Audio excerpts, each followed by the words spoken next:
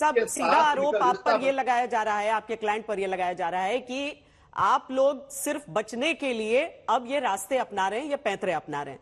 आखिर ये पुराना मामला है तो अब जाकर क्यों अब एकदम गुजरात चुनाव के समय आप लोगों ने ये चिट्ठी बाहर की है?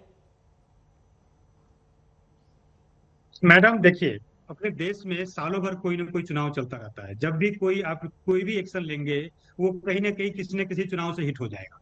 तो इसीलिए ये सब चीजें चुनाव को देख करके नहीं की जाती तो है। पहले क्यों नहीं सेकंड, कंप्लेन किया?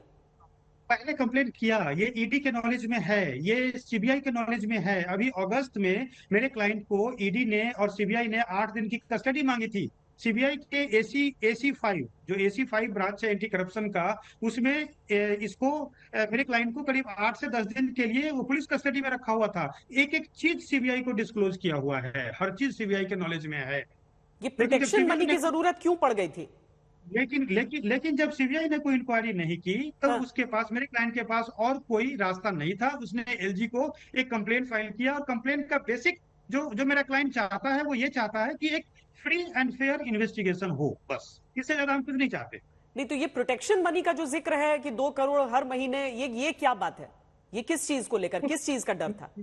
मैडम, उसमें एलिगेशन है, जेल के अंदर उसको 10 करोड़ रुपए सत्येंद्र जैन को, और 12.5 करोड़ जो डीजी है उसको, ये एलिगेशन है। और मैं आपको एक बात और बता दूं, अब सुप्रीम कोर्ट में एक मैटर था, उसमें दिल्ली गवर्नमेंट ने एफिडेविट फाइल करके ये कोर्ट को बताया है, ये पूरे मनी ट्रेल का उन्होंने एक चार्ट दिया था ऑफिसर के रैंक वाइज, कि कैसे पैसे वहां पे डिस्ट्रीब्यूट होते हैं जेल के अंदर।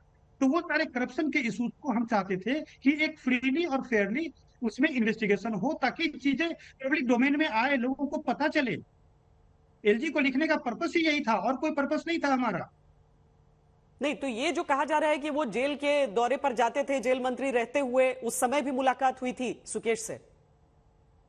हाँ, वो कंटेंट है, लेटर का कंटेंट यही है, 2017 के आसपास, 17 से 19 के आसपास। ये सारी चीजें साबित हो सकती हैं?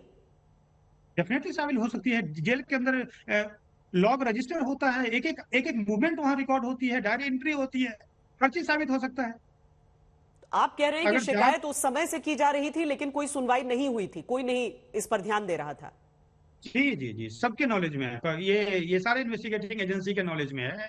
और सुकेश ने अपने डिस्क्लोजर स्टेटमेंट में पीएमएलए के अंदर, जो सेक्शन 50 में कोर्ट में भी एडमिसिबल है, सुकेश ने पीएमएलए में ईडी को सारा कुछ डिस्क्लोज करके ऑलरेडी बता रखा है, मैं आपको बता दूं। ठीक है, उसी के डिस्क्लोजर स्टेटमेंट पे अराउंड 105 जेल के अधिकारी जो है, जिसके ऊपर ईओडब्ल्यू कार्रवाई कर रही है। अभी आपको पता होगा, रिसेंटली 82 जेल के अधिकारियों पर अभी एलजी साहब ने सैंक्शन दिया हुआ है। 20 अक्टूबर की बात है ये, 19 अक्टूबर की बात है ये। तो जांच चल रही है, ऐसा नहीं है। और सारा कुछ सुकेश के डिस्क्लोजर स्टेटमेंट के आधार पर हुआ है। उसी के डिस्क्लोजर स्टेटमेंट के आधार पर जैकलिन फर्नांडिस को अगर आप फ्रेम कर सकते हो, तो मेरा ये और उसको चार्जशीट कर सकते हो, तो उसी मनी ट्रेल और उसी डिस्क्लोजर के आधार पर सत्येंद्र जैन के खिलाफ जांच क्यों नहीं हो सकती है? इसमें इतना बौखलाहट किस बात की है? बताइए संजीव जी। देखिए, आप, मैं वकील साहब की बात को ही सच मान लूं तो ये कह रहे हैं कि सीबीआई को पहले ही बता दिया गया था और सीबीआई इस बात को अभी तक इन्वेस्टिगेट नहीं कर पाई। संबित पात्रा जी बड़े बड़े लॉग बुक फलाना चिलाना तो आज तक ये स्टेब्लिश नहीं कर पाए, पहली बात। दूसरी बात, वकील साहब ही ये बात कह रहे हैं कि दिल्ली सरकार ने इसको एक्सपोज किया है और पूरा मनी ट्रेल बताया है कि किस तरह से ये पैसे वहां पे आदान प्रदान होता था, किस तरह से पुलिस के लोग इसमें इन्वॉल्व थे, ये दिल्ली सरकार ने बताया है। तो इसका मतलब है कि ये सारा एक्सपोज दिल्ली सरकार ने किया है। तो मेरा ये मानना है कि, बात बताइए आप, जैकलिन फर्नांडिस में आप मनी ट्रेल एस्टेब्लिश कर लिया आपने, आज आपका इतने दिन के बाद भी आपने ये मनी ट्रेल एस्टेब्लिश नहीं कर पाए, इनकी सीबीआई और इनके ईडी एस्टेब्लिश नहीं कर पाई, और सीबीआई ईडी इस बात को छुपा कर रख ली। जो बातें पसंद आ रही है उन्हें आप सच मानकर स्वीकार करते हुए बाकी चीजों को दरकिनार करते बढ़ते रहिए।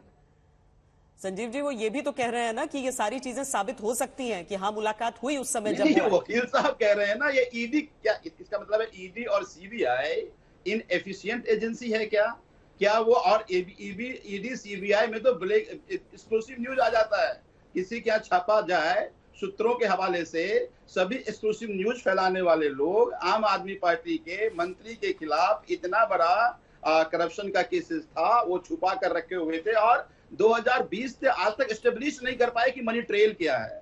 और तीसरी बात, एक बात बताइए आप, कि इनकी सारी एजेंसी आखिर छुपाया क्यों था, क्या कारण था इसका। तो ये दर्शाता है कि भारतीय जनता पार्टी का ठग प्रेम क्या है। और आज मैं बार बार कह रहा हूं इस बात को, चूंकि ये आज पूरा देश भारतीय जनता पार्टी के लूट का नंगा नाच गुजरात में देखा है। आज इनके लूट और भ्रष्टाचार के कारण 150 लोगों की मौत हो गई है। आज उससे बचने के लिए ये पैंतरे अपनाने की कोशिश कर रहे हैं। संबित पात्रा, देखिए, मुझे तो आश्चर्य लग रहा है। अभी संजीव झा जी बोल रहे थे, क्या ये ईडी और सीबीआई इतनी इनएफिशिएंट है? मतलब कभी तो एफिशिएंट बोलते हैं, कभी ये इनएफिशिएंट बोलते हैं, कभी शक करते हैं, कभी कहते हैं कि इन्हीं के इन्वेस्टिगेटिव एजेंसी ने हमें क्लीन चिट दे दिया है। मुझे समझ नहीं आता है। आप खुद बताइए, इस तरफ खड़े हैं या उस तरफ खड़े हैं? इन्होंने 2 बार 3 बार कहा है हमें आपके इन्वेस्टिगेटिव एजेंसी ने क्लीन चिट दे दिया है। नंबर 2 का विषय है, देखिए, ये चिट्ठी आज की नहीं है, कल की नहीं है, परसों की नहीं है, लगभग 1 महीने पहले की चिट्ठी है। और इस चिट्ठी पर कोई ईडी और सीबीआई ने आज प्रेस कॉन्फ्रेंस नहीं किया है। भारतीय जनता पार्टी ने पॉलिटिकल प्रेस कॉन्फ्रेंस किया है। हम मनी ट्रेल इत्यादि बता नहीं सकते, हम पॉलिटिकल लोग हैं, हम इस पे राजनीतिक विषय छेड़ सकते हैं, मगर ईडी सीबीआई के पास पूरी ट्रेल होगी। ये तो कॉमन सेंस से कोई भी आदमी बता देगा। अभी से छेड़छाड़ हो जाएगा, इस कारण से वो अभी बता ही नहीं रहे होंगे। जहां बताना होगा वो चार्जशीट में होगी, वो सुप्रीम कोर्ट के पास होगा। और मैंने आपको शुरू से ही कहा आपको कि ये पूरा विषय सुप्रीम कोर्ट तक गया है, तभी तो 105 पुलिसकर्मी और 83 पुलिसकर्मी के ऊपर सैंक्शन क्यों हुआ है, क्योंकि इसी के आधार पर हुआ है। और यह भी कोई आज गुजरात के चुनाव के समय नहीं हुआ है, यह उससे पहले से चलता हुआ विषय है। मेरा सिर्फ इतना मानना है, जैकलीन फर्नांडिस पे कोई सवाल नहीं उठा रहा है, सब यहां सहमत है, मगर यहां पर सत्येंद्र जैन चूंकि आम आदमी पार्टी उसके सदस्य हैं, वो वीआईपी हैं, इसलिए उनको प्रोटेक्ट करने के लिए यहां पर आम आदमी पार्टी जो कहती थी अगर रत्ती भर का दाग लग जाए तो हम तो निकाल देंगे, यहां तो 4 महीने से जेल के अंदर है। मैं बोल रहा हूं, विश्व में कौन सा ऐसा जेल है कि आपने पाप नहीं किया हो और पुलिस बोले कि नहीं अभी हम इन्वेस्टिगेशन कर रहे हैं, बाद में बताएंगे, और इनको बेल नहीं होगा।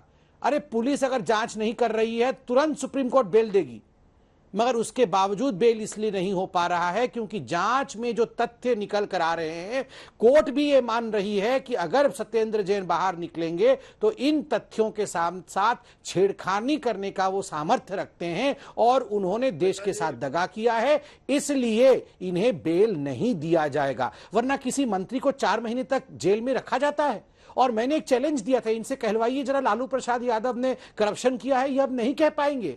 जिस शरद पवार को ये करप्ट कहते थे, अब नहीं कह पाएंगे, क्योंकि इन लोगों ने करप्शन से समझौता कर लिया है।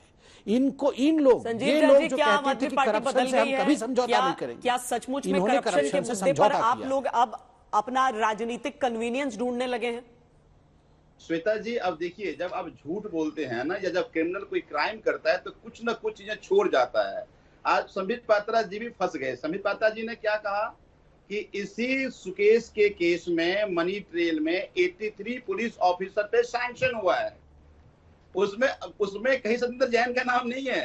अगर मान लीजिए अगर सत्येंद्र जैन इसमें शामिल होते 83 को, अरे इसी डिस्क्लोजर स्टेटमेंट के आधार पर जो चिट्ठी दिखाई जा रही है, ये डिस्क्लोजर है, इसी डिस्क्लोजर के आधार पर ही सैंक्शन हुआ है, इसी डिस्क्लोजर के आधार पर ही कार्यवाही हुई है। ये तो पूरा आज अखबार में छपा हुआ है कि कौन से डिस्क्लोजर के आधार पर कार्यवाही हो रही है।